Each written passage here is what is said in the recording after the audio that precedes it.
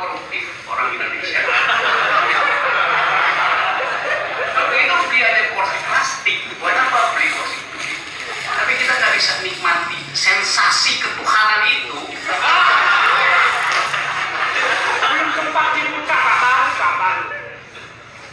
Sensasi ketuhanan dibatalkan oleh cover agama.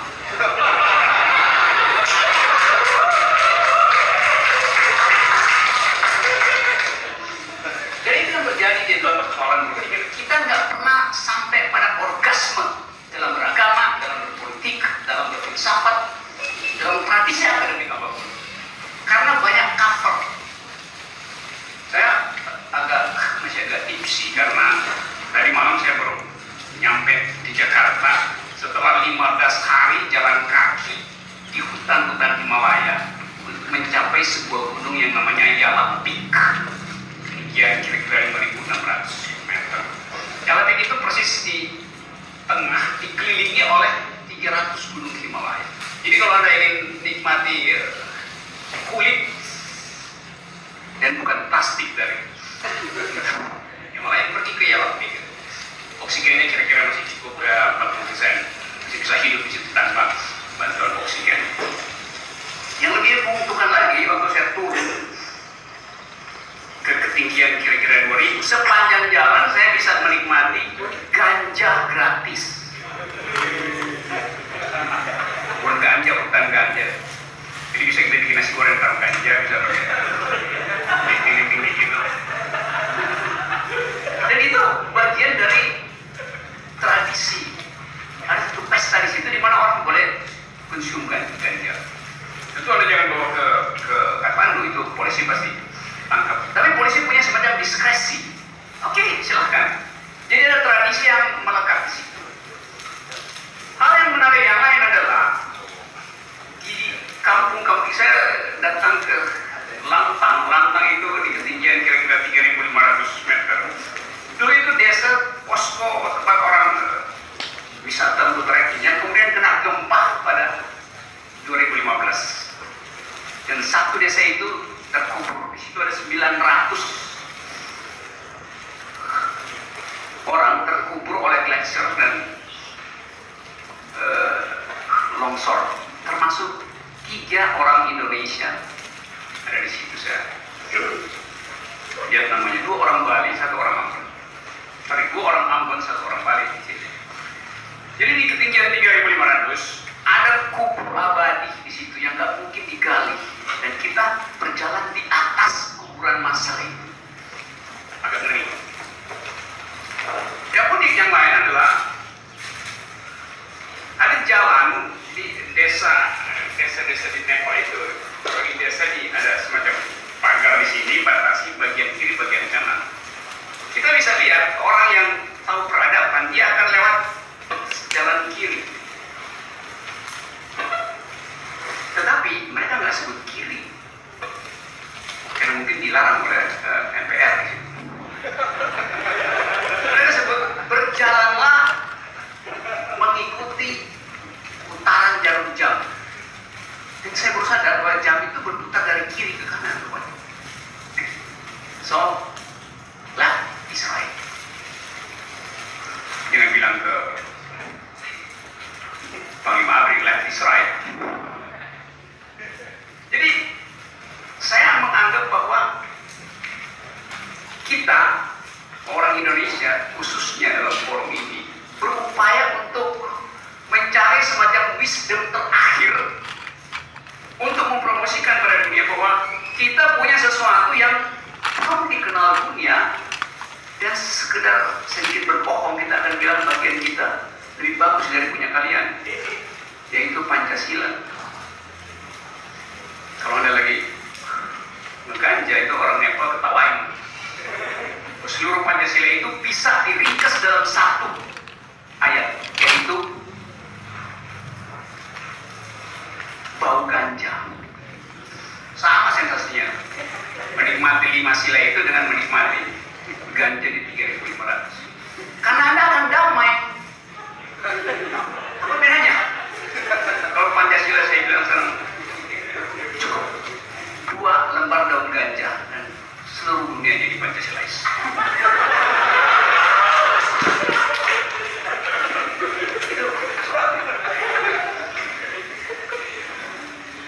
Tetapi ini akan jadi sangat problematis.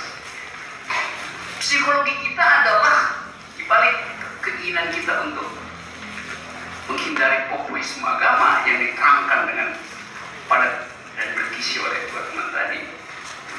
Kita justru melakukan radikalisme yang lebih parah. Kalau kita bilang tadi Pancasila sudah final, itu lebih parah dari menyebutkan Tuhan sudah final. Karena Tuhan final biasa kita anggap sebagai oke, itu semacam ontologi di dalam politik agama, Tuhan final.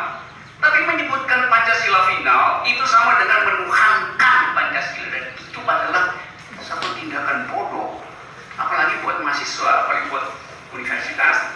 Memfinalkan sesuatu artinya menghentikan proses berpikir. That's stupid. Jadi Anda baca di koran kemarin, sejumlah akademisi berupaya untuk menghasilkan semacam maklumat politik dengan berkumpul di satu kampus, bikin talk show segala macam, dan menyatakan bahwa Pancasila sudah final. Yang bikin maklumat itu akademisi. Apa nggak sinting akademisi menghentikan pikirannya sendiri? Kita hidup di dalam situasi demokrasi. Inti demokrasi adalah fallibilism. Segala sesuatu bisa dinyatakan salah. Fallibilis adalah norma tertinggi di dalam kegiatan akademik. Fallibilis adalah akidah dari universitas. Tapi yang terjadi universitas itu menutup percakapan. Jadi universitas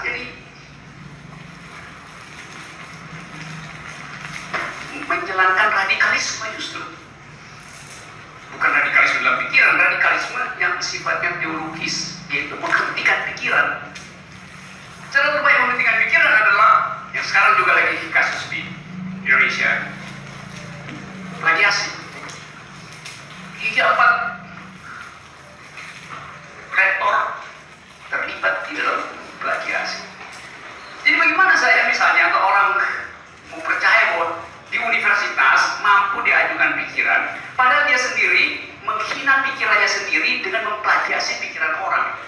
Plagiasi itu kan menghina pikiran sendiri kan? Mencuri pikiran orang artinya menghina pikiran sendiri. Jadi ngapain nongkrong di universitas kalau itu hanya bisa menghina pikiran sendiri?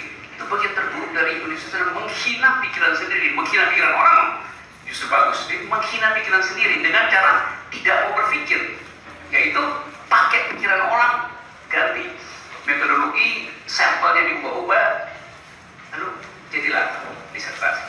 Kita ada di dalam suasana itu sekarang. Karena itu, setiap kali ada krisis kebudayaan, krisis sosial, tindakan pertama presiden adalah kumpulkan pemuka agama. Astaga, justru mereka sumbernya. Kenapa? Karena mereka nggak mau berdalil di dalam wilayah demokrasi. Anda lihat semua pilkada yang telah akan dan sedang itu isi kampanyenya adalah kalau bukan tentang ayat suci yang dipasang di situ, itu adalah poster dinasti. Sama isinya. Karena kita mau milih Tuhan dalam pilkada apa? Nggak ada debat yang tidak berbasis pada ayat suci. Yang kita separuh-separuh mengatakan iya kan nih masyarakat yang Pancasilais. Saya suka tadi metafor yang dibuat oleh Pak Sindu tadi bahwa gedung ini, gedung Netonegoro, menempatkan sila pertama di lantai 5. Itu lantai 5 disebut apa? Lantai ketuhanan. Ya, lantai bawah lantai keadilan. Itu sama dengan kalau Anda naik gunung, makin tinggi oksigen makin kecil dan Anda setelah tiba Anda bisa meninggal. Meninggal artinya bertemu Tuhan. Jadi benar itu. Sila pertama itu adalah keadilan. Sehingga kalau Anda nggak sampai pada sila terakhir itu ketuhanan, paling nggak Anda telah berbuat adil dan merakyat. Ini lantai yang nggak boleh ada lantai persatuan. Bisa jadi lantai persapean, nggak pikirannya sama. Nah, saya menganggap bahwa seminar ini sangat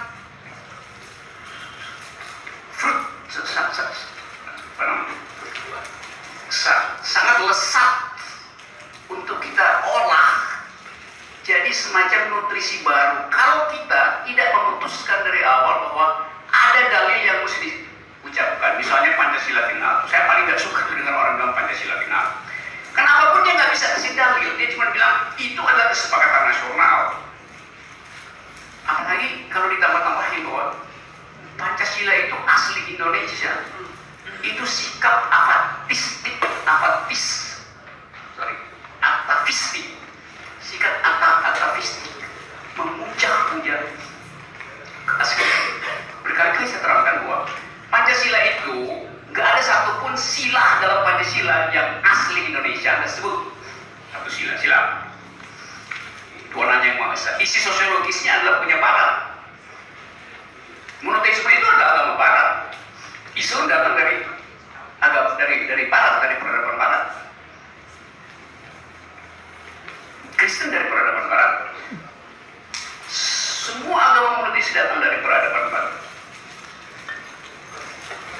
Agama asli kita adalah ateisme, animisme, politeisme.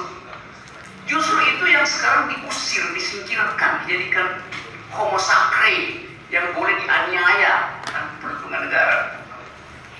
Itu yang asli kita.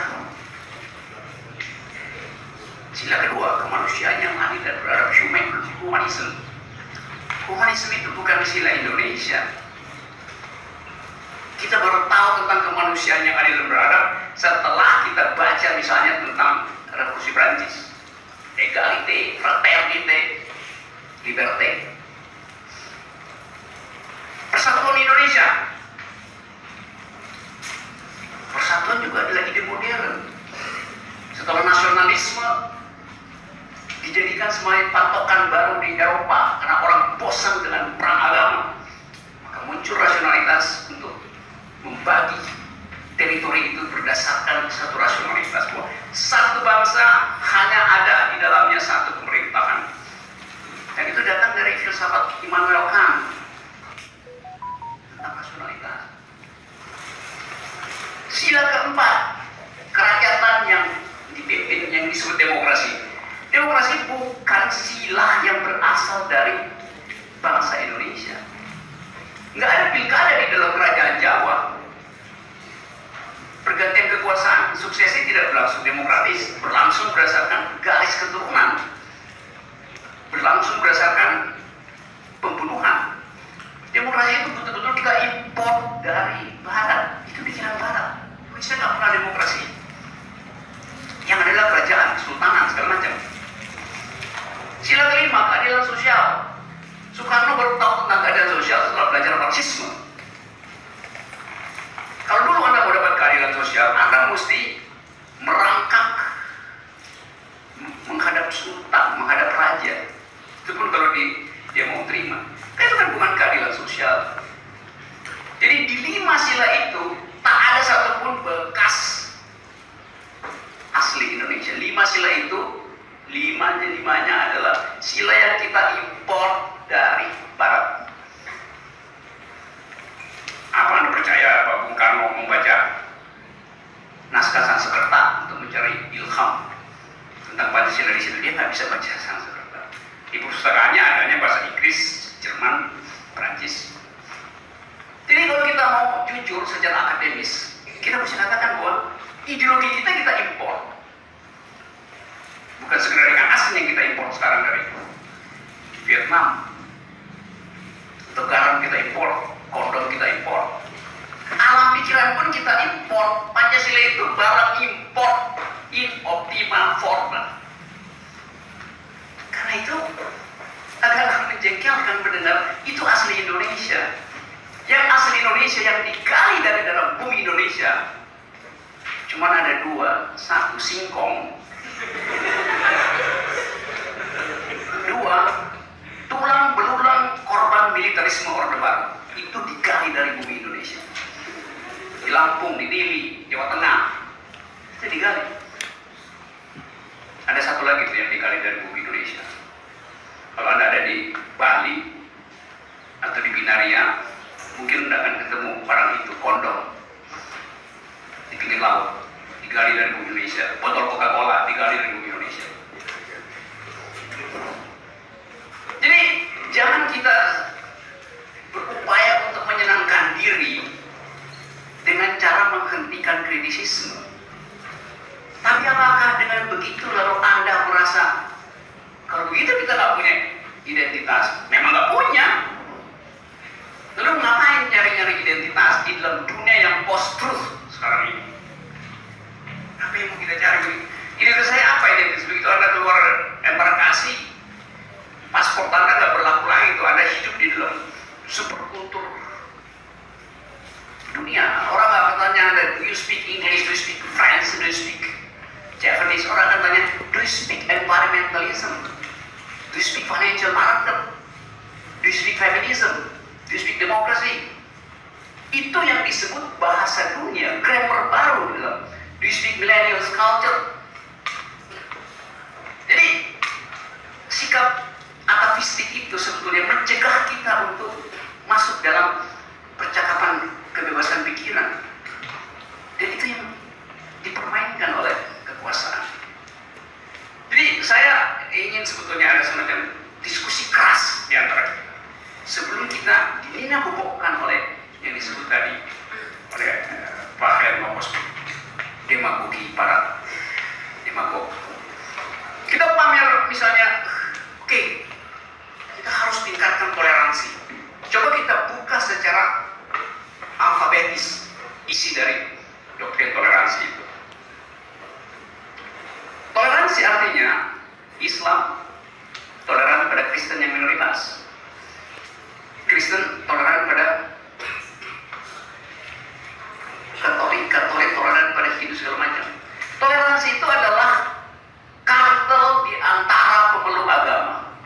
Hanya di antara mereka terjadi toleransi.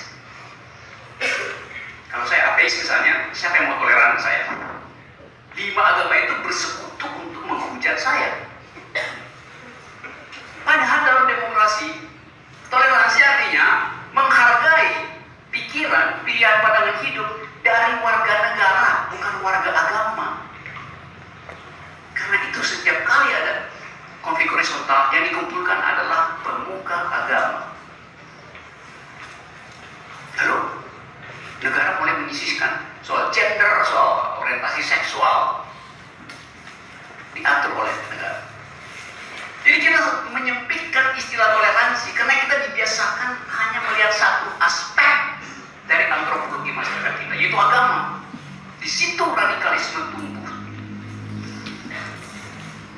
Lalu kita cari cara bagaimana supaya berluaslah konsepnya, diaspora, orang diundang segala macam. Diaspora orang lariin modal ke luar negeri, terus dia berhasil, terus diaspora, nanti dia pulang, dibawa pulang modalnya tuh mulai teks amnesti, itu yang disebut diaspora. Dapat beasiswa dari foundation besar, sukses diaspora. Padahal diaspora itu mengandung misteri. Orang yang diaspora itu karena mengalami apa namanya istilah sekarang, persekusi, sehingga dia keluar, di sana dia berkembang.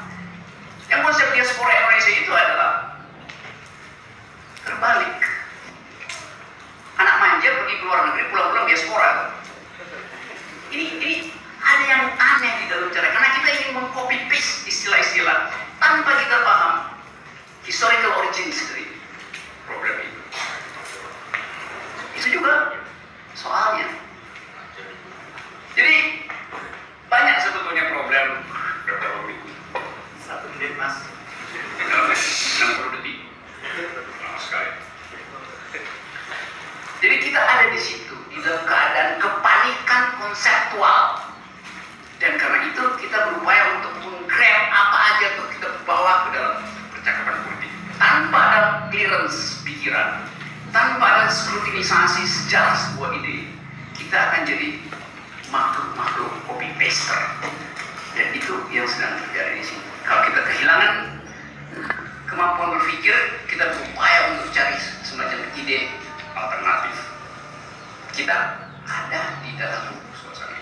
Nah, filsafat dimaksudkan untuk menghentikan demagogi. Jadi kalau Anda terus-terus senang dengan keadaan yang disodorkan hari-hari ini, artinya Anda tidak berfilsafat. Filsafat tidak membawa Anda ke jalan yang benar. Filsafat akan menyesatkan Anda ke jalan yang benar. Dengan cara itu, kita merayakan 50